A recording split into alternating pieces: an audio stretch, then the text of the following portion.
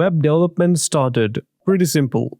You had HTML, you added some CSS, then JavaScript showed up and said, "What if page moved?" And everyone was like, Nice. and then everything kind of broke. Not immediately, but give it a week. The web was never really supposed to be an application platform. It was documents. Click, load, done. Peaceful. Then users wanted more. Interactions, dashboards, real time updates. Basically, they wanted apps inside the browser, which is where things got ambitious. So developers started turning websites into software. And somewhere, someone definitely said, this should be fine. So at first, it was just JavaScript, direct DOM manipulation, and honestly, it felt powerful. You click something, something changes. Hogwarts magic. But here's the catch, everything was manual. Update one thing, now you're rewriting half the DOM. State management, that's entirely your problem. Good luck. People said JavaScript is enough. Just write clean code, which sounds great until your code base starts behaving emotionally. It's like rewiring your house every time you turn on a light. Technically possible, mentally exhausting, and this felt confusing because nothing was broken. It just got worse slowly. Then jQuery showed up, and suddenly, write less, do more, and it worked. Like, really strong. selectors were easy, Ajax worked, animations didn't feel like punishment, productivity shoot up, but structure still missing. So apps grew, and logic got messy. Like, who wrote this messy? People loved it, people also hated it because jQuery was basically duct tape and we used structurally concerning amounts of duct tape. And this is where it got weird because everything felt faster but also harder to understand. At some point, developers said, we need structure so there's no chaos. so we got MVC, Model View Controller, Backbone, Angular, JS. Now you had models, views, controllers, things finally had shape, which felt good until you had to actually understand it. Scopes, bindings, life cycles. Suddenly, you're not just writing code, you're learning a system. People argued. Some said this is too heavy, others said this is proper engineering. Both were true. It's like upgrading from duct tape to architectural blueprints. More correct. Also, more intimidating.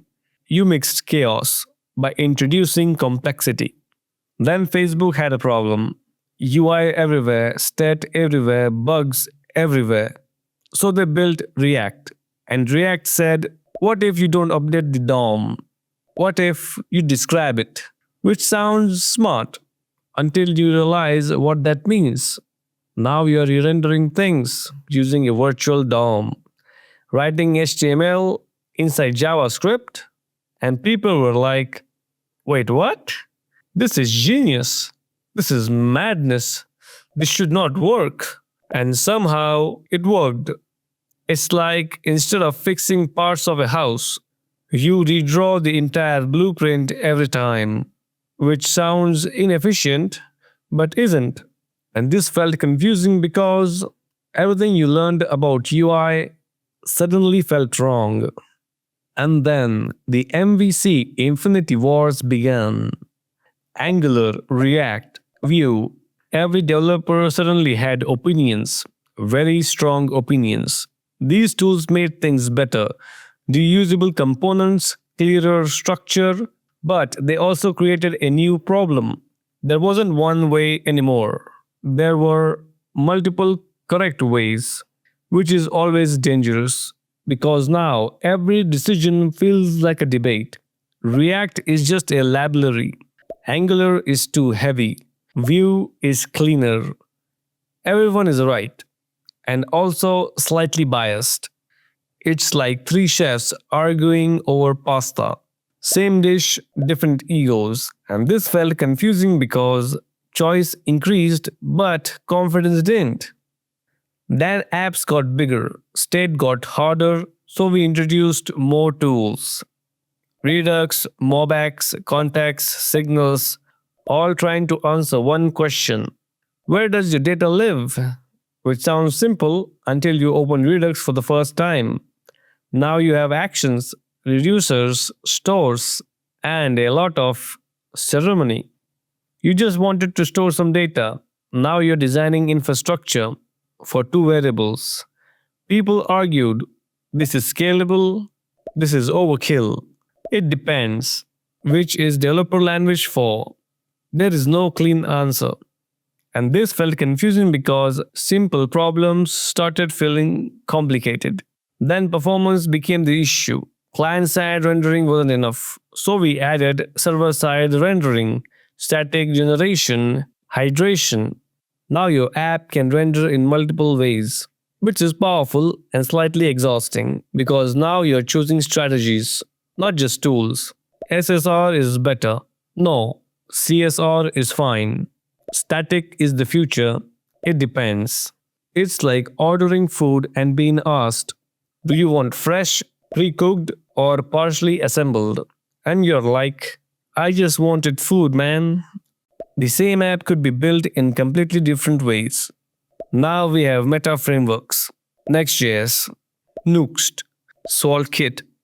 These don't just help you build apps, they do everything: routing, data fetching, rendering, bundling, all of it, which is amazing until you don't know what's happening anymore because a lot of things just happened automatically. And people argue over again. This is productive. This is too magical.